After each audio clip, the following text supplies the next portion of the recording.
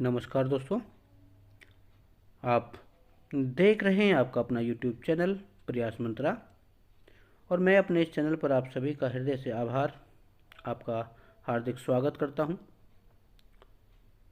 दोस्तों, हम हमेशा की तरह आज एक नया विषय आप तक पहुंचाने वाले हैं। आज का विषय है राजभाषा हिंदी की संवैधानिक स्थिति। राजभाषा हिंदी को सर्वप्रथम जानना पड़ेगा कि राजभाषा जो हिंदी है वो राजभाषा कब बनी। आर्टिकल है 343 अनुच्छेद का, जो उसमें राजभाषा जो है वो बताई गई। हालांकि इसे राष्ट्रभाषा माना गया क्योंकि राष्ट्रभाषा का कहीं वर्णन तो नहीं, राजभाषा आयोग जो है वो बता रहा है। लेकिन पहले जाने राजभाषा क्या है। राजभाषा का जो अर्थ होता है वो होता है संविधान द्वारा स्वीकृत सरकारी कामकाज की भाषा, जिसमें हमारे सभी जो सरकारी काम हैं वो पूर्ण होते हों। और किसी देश का जो सरकारी कामकाज जिस भाषा में करने का कोई निर्देश संविधान के प्रावधानों द्वारा प्राप्त होता है उसे उस देश की राजभाषा कहते हैं। मित्रों, प्रारंभ में संविधान लागू होने के समय 1950 में यह जो सीमा थी वो 15 वर्ष के लिए थी, अर्थात जो हमारी हिंदी और अंग्रेजी क्योंककि अंग्रेजी जो है हमारी आज की राजभाषा के रूप में भी है, हिंदी भी। और अंग्रेजी का जो प्रयोग था वो सरकारी कामकाज में सन 1965 तक के लिए किया जाना था। किंतु बाद में संविधान जो संशोधन के द्वारा इस अवधि को अनिश्चित काल के लिए बढ़ा दिया गया था। मित्रों, ये तो आप जानते होंगे कि जो केंद्र सरकार है उसके राजभाषा के अतिरिक्त अनेक राज्यों की राजभाषा जो है वो हिंदी का रूप में प्रयोग स्वीकृत है। जिन राज्यों की जो राजभाषा हिंदी है वो हैं उत्तर प्रदेश, हिमाचल प्रदेश, दिल्ली, हरियाणा, मध्य प्रदेश, राजस्थान, बिहार, झारखंड, छत्तीसगढ़ और उत्तरांचल। जबकि पंजाब की जो राजभाषा है वो पंजाबी है, बंगाल की बांग्ला, आंध्र प्रदेश की राजभाषा तेलुगु है और कर्नाटक की कन्नड़ है। तो ये था हमारा राजभाषी जो। अब हमें लेना है अपना जो टॉपिक, राजभाषा हिंदी की संवैधानिक स्थिति, यानी संविधान में उसे किस किस प्रारूपों से गुजरना पड़ा। तो भारतीय संविधान में अनुच्छेद 343 से लेकर के 351 तक राजभाषा विषय का प्रावधान किए हैं। और यह स्पष्ट हो गया है कि संघ की राजभाषा हिंदी और लिपि देवनागरी होगी। यानी जो अनुच्छेद 343 और 351 तक का जो हमारे पास राजभाषा विधेयक प्रावधान है वो उसमें हमारे संविधान में किया गया है। और उसमें लिखा गया है कि जो संघ की यानी हमारे देश की जो राष्ट्रभाषा है वो हिंदी होगी और उसकी लिपि होगी देवनागरी। एक चीज़ आपको पता होगी नहीं चाहिए कि जो देवनागरी लिपि है वो लेफ्ट से राइट की तरफ चलती है, जबकि उर्दू की जो लिपि है फारसी वो राइट से लेफ्ट की तरफ चलती है। ये विषय आपको पता होना चाहिए। दूसरा जो बिंदु है वह है प्रारंभ में संविधान लागू होते समय सन 1950 ईस्वी में यह समय सीमा 15 वर्ष के लिए थी, अर्थात जो अंग्रेजी है सिर्फ और सिर्फ 15 वर्ष के लिए प्रयोग हो जानी थी। जबकि ये जो क्रिया है यानी सरकारी कामकाज में ये 1965 तक जो है वो होना था। किंतु बाद में जब संविधान का जो संशोधन हुआ उसके बाद इसको आगे की ओर बढ़ा दिया गया।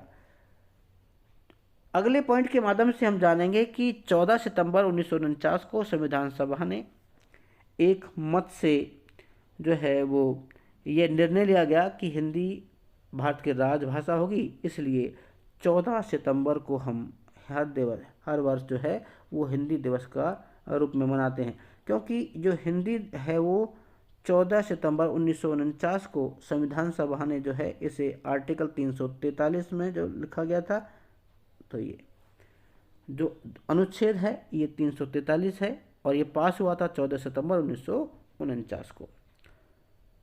अगला जो बिंदु है वो है संविधान के भाग 17 में। यहाँ से भी कई बार क्वेश्चन जो है वो पूछा गया है, और उसका अध्याय नंबर 1 है, और उसमें धारा 343 का 1 के अनुसार संघ की राजभाषा हिंदी और लिपि जो है वो देवनागरी होगी।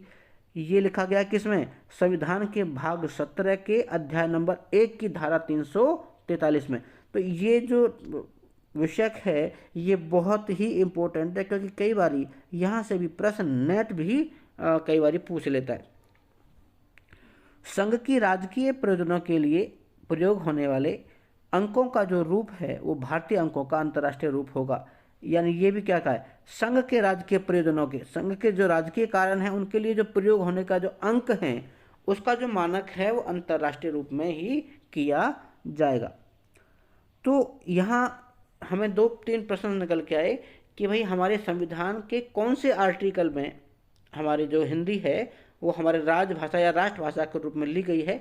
तो हमारा आर्टिकल होगा संविधान के भाग नंबर 17 के अध्याय नंबर 1 की धारा 343 के 1 के अनुसार।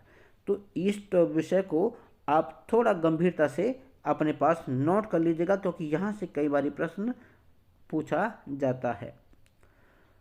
अनुच्छेद 344, हमने अभी 343 को पढ़ा, इसके बाद चलते हैं 344 की तरफ। इसमें राष्ट्रपति द्वारा राजभाषा आयोग समिति के गठन के संबंधित है। यानी जो आर्टिकल नंबर 344 है 344 में राष्ट्रपति जी द्वारा राजभाषा आयोग और समिति के गठन से संबंधित है। यानी इस विधेयक में, इस जो अनुच्छेद है इसमें जो राष्ट्रपति द्वारा राजभाषा आयोग और उसकी समिति को गठन करने के बारे में बताया गया कि किस प्रकार राष्ट्रपति उनका गठन कर सकता है। अनुच्छेद जो 345, 346 और 347 में प्रादेशिक भाषाओं के संबंधित प्रावधान है। प्रादेशिक यानी जो लोकल बॉडी हमारी भाषा है, प्रदेश की जो भाषा है उनको संलग्न करने का जो प्रावधान 345, 346 और 347 में दिया गया है। तो ये जो पॉइंट है ये बहुत ही इम्पोर्टेंट है, क्योंकि 344 में राष्ट्रपति द्वारा जो भी राजभाषा आयोग हैं उनको निर्माण कर सकते हैं उसके बारे में, जबकि 345, 346 और 347 में प्रादेशिक भाषाओं के संबंधी प्रावधान दिए गए हैं कि जो प्रादेशिक ये भाषाएं, हर प्रदेश की जो भाषाएं उसको कैसे यूज किया जाए, उसका कैसे प्रयोग किया जाए उसके बारे में लिखा गया है। अगले पॉइंट की तरफ चलते हैं। तो अनुच्छेद 348, देखिए हमने 344 पढ़ा, 345, 346, 347, अब हम पढ़ने जा रहे हैं अनुच्छेद 348 में उच्चतम न्यायालय यानी जो हमारा हाई कोर्ट है, उच्च न्यायालय, संसद, विधानमंडलों में प्रस्तुत विधेयकों की भाषा के संबंध में विस्तार से प्रकाश डाला गया।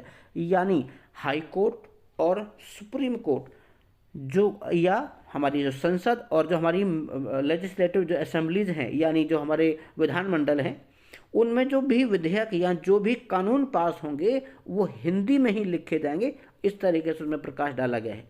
तो आर्टिकल जो है वो हमारा अनुच्छेद नंबर 348 में सुप्रीम कोर्ट, हाई कोर्ट, संसद और विधानमंडलों में जो भी प्रस्तुत विधेयकों की जो भाषा है वो हिंदी में होनी चाहिए, इस विषय पर विस्तार डाला गया है, इस विषय पर प्रकाश डाला गया है।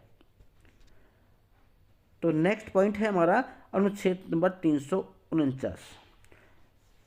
349 जो अनुच्छेद है इसकी में भाषा से संबंधित विधियां और अधिनियमित करने की प्रक्रिया का वर्णन किया गया है। तो हमारी भाषा की जो विधियां हैं, किस तरह की भाषा का प्रयोग करेंगे और कौन कौन सी विधि से भाषा को सुदृढ़ बनाया जा सकता है, उसका वर्णन 349 धारा में यानी अनुच्छेद नंबर 349 में किया गया है। तो उम्मीद करूंगा कि ये आर्टिकल 344, 345, 346, 347, 348, 349 यहाँ तक आपको समझ में आ गया होगा। चलिए एक बार छोटा सा रिफ्रेश देखें। जो अनुच्छेद 344 है इसमें राष्ट्रपति द्वारा जो राजभाषा आयोग हैं उनका गठन संबंधी विचार है, और 345, 346 और 347 में जो हमारी प्रादेशिक भाषाएं हैं उनके संबंधी जो प्रावधान दिया गया है। साथ ही साथ में अनुच्छेद 348 में सुप्रीम कोर्ट, हाई कोर्ट और जो हमारी संसद और जो हमारे विधानमंडल हैं उनमें प्रस्तुत विधेयक जितने भी कानून संबंधी हैं वो सब में हिंदी का विस्तार के प्रकाश डाला गया है। आगे जो अनुच्छेद नंबर 349 है उसमें भाषा से संबंधित विधियां अधिनियमित करने की जो है वो प्रक्रिया का वर्णन किया गया है। तो चलिए अब चलते हैं नेक्स्ट पॉइंट की तरफ।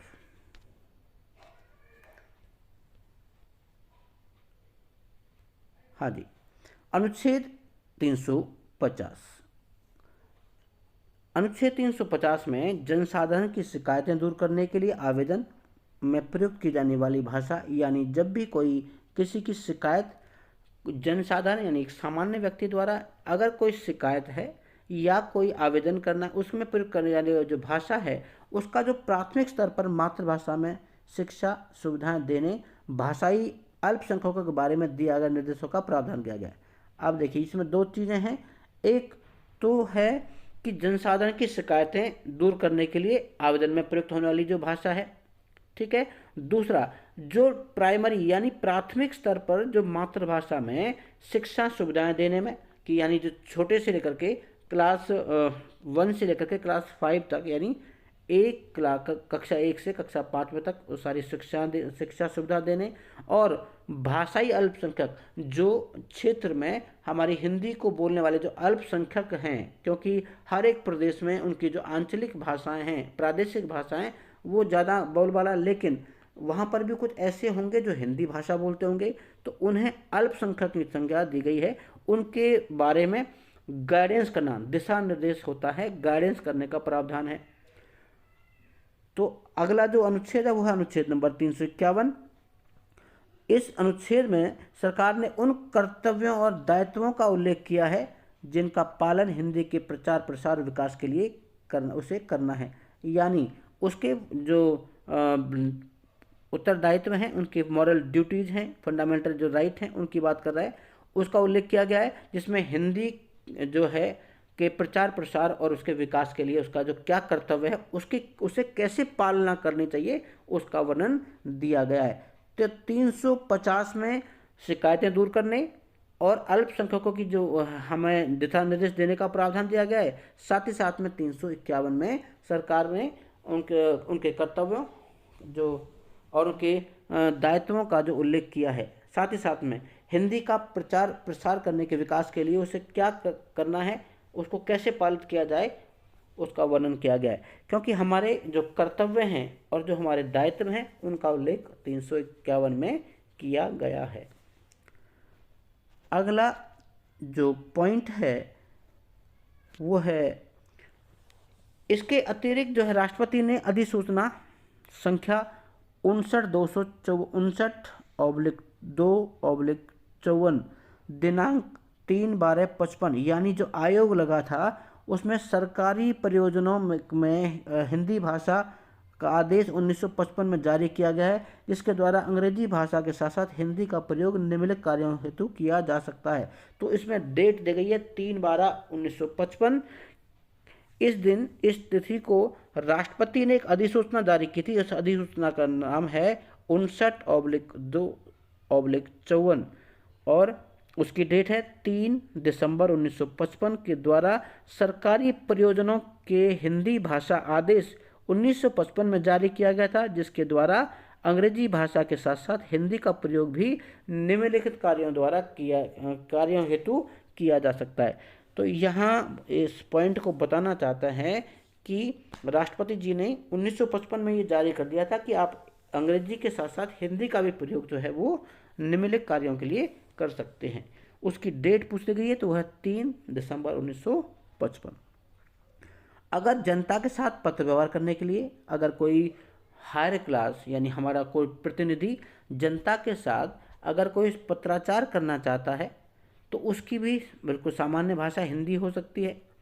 प्रशासनिक रिपोर्ट यानी जो एडमिनिस्ट्रेटिव रिपोर्ट हैं और सरकारी संकल्प हैं, सरकार के जो वादे हैं और संसद में प्रस्तुत की गई जाने वाली रिपोर्ट भी जो है वो हिंदी और इंग्लिश, हिंदी जो है वो और इंग्लिश में दोनों में हो सकती है। तो यहाँ साथ साथ में पॉइंट नंबर जो 3 है वो है हिंदी भाषी राज्यों के साथ पत्र व्यवहार करने के लिए, यानी जो हमारे उत्तरी क्षेत्र के हिंदी भाषी राज्य हैं उनके साथ में पत्राचार करने के लिए भी हिंदी का प्रयोग अंग्रेजी के साथ साथ, अंग्रेजी तो करनी है लेकिन अंग्रेजी के साथ साथ हिंदी का प्रयोग भी जो है वो आवश्यक कर दिया गया। आगे क्या कहा है, अगले पॉइंट में कहा कि अन्य देश की सरकारों और अंतर्राष्ट्रीय संगठनों के साथ पत्र व्यवहार करने के लिए, संधियों और ऋणों के लिए। संधि यानी दो देशों के बीच में जो समायोजन के लिए, अपनी अपनी बाउंड्रीज को करने के लिए, या आपस में युद्ध इत्यादि या ट्रेड करने के लिए जो संधियां आपस में की जाती हैं, उनके लिए हिंदी का प्रयोग कर सकते हैं। और ऋणों के लिए यानी हमें अगर किसी को कर्जा इत्यादि देना हो उसके लिए भी।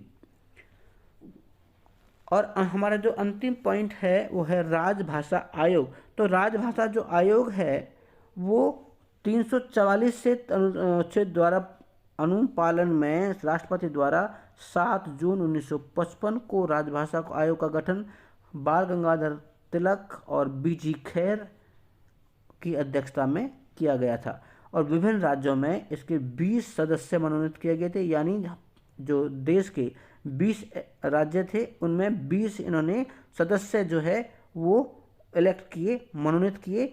आयोग ने अपनी 19 सिफारिशें इसमें प्रस्तुत की थी। तो जो राजभाषा जो आयोग है उसकी डेट है 7 जून 1955 में, जिसमें 344 के अनुपालन में राष्ट्रपति द्वारा राजभाषा आयोग का गठन बाल गंगाधर तिलक और बीजी खैर की अध्यक्षता में किया गया था। और इसमें जो कमेटी थी आयोग में 20 प्रदेशों के जो सदस्य थे वो इलेक्ट किए थे, चुने गए थे। और साथ ही साथ में इस आयोग ने अपने 19 जो सिफारिशें हैं वो प्रस्तुत की थी। तो ये था हमारा आज का जो विषय, वर्तमान में राजभाषा हिंदी की संवैधानिक स्थिति। तो हमारे जो आयोग बैठा था, जिस आयोग को हमने आपको बताया, तो ये जो आयोग है वो था 7 जून 1955 को राजभाषा आयोग, जो अनुच्छेद 344 के अनुपालन में राजभाषा आयोग का गठन किया गया था। और उसके जो 2 मेंबर चुने गए थे, बाल गंगाधर तिलक और बीजी खैर की अध्यक्षता में। उम्मीद करते हैं कि आपको हमारा ये प्रयास सार्थक लग रहा होगा और आपका जो है वो उसे काफ़ी सहयोग हो रहा होगा। दोस्तों, ये जो टॉपिक है ये एमए फाइनल और एमए प्रीवियस के अंदर भी आपको, जो हम भाषा विज्ञान पढ़ते हैं तो वहाँ पर इस टॉपिक को पूछा जाता है। साथ ही साथ में जो हमारी प्रतियोगी परीक्षाएं हैं, उन प्रतियोगी परीक्षाओं में चाहे वो नेट हो, चाहे वो हरियाणा स्टाफ सिलेक्शन कमीशन या कॉलेज कैडर के जितने भी अभी तक हिंदी से संबंधित प्रतियोगिता हुई हैं, उनमें राजभाषा आयोग से संबंधित प्रश्न अवश्य पूछा जाता है। कई बार तो वो एक्चुअल डेट भी आपसे पूछ लेता है। तो चलिए मिलते हैं जल्दी ही एक नई वीडियो के साथ। दोस्तों, अगर आपको हमारे चैनल से कुछ लाभ हो रहा है तो प्लीज़ लाइक ज़रूर करें। कोई सुझाव है तो उसका स्वागत है। और यदि किसी को हमारे द्वारा जो निर्मित नोट्स चाहिए तो हमारे टेलीग्राम ग्रुप, जो कि इसी नाम से है, उसे ज्वाइन करें। साथ ही साथ हमसे जुड़ने के लिए आप फेसबुक पे हमारा पेज भी ज्वाइन करके हमसे जो है वो हमारी जो वीडियोज़ हैं वहाँ भी आप देख सकते हैं। चलिए मिलते हैं जल्दी एक नई वीडियो के साथ। तब तक के लिए नमस्कार।